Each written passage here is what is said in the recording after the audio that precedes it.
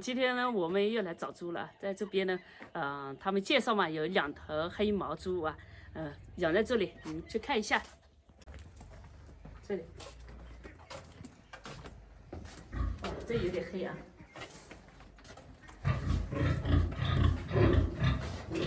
你看这个猪。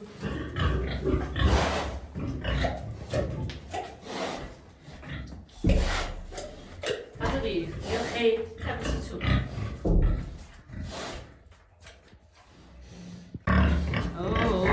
这个啊，看什么时候安排上啊？现在找到了，选择一个良辰吉日。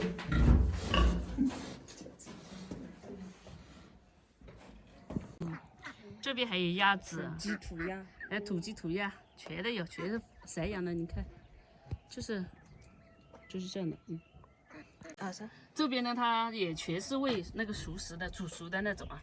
我们去看一下它的吃的东西，给大家看一下，大家才知道。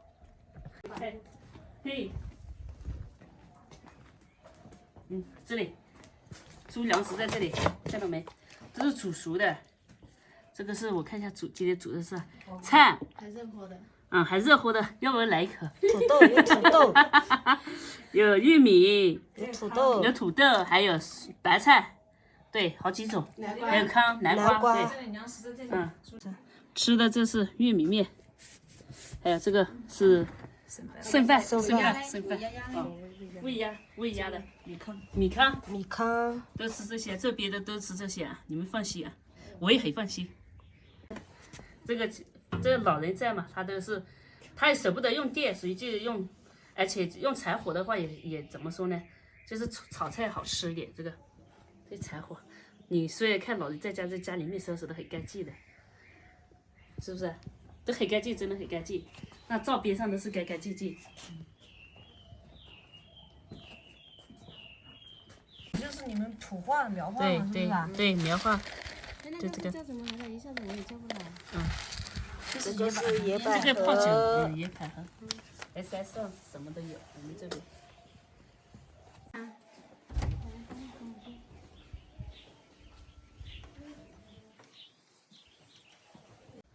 这么多粮食，一大餐的哦。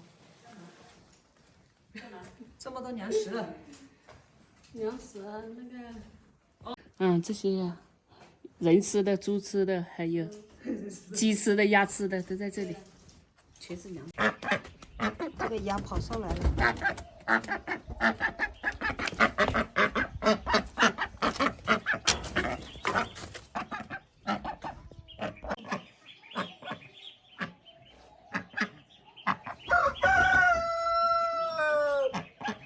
空气。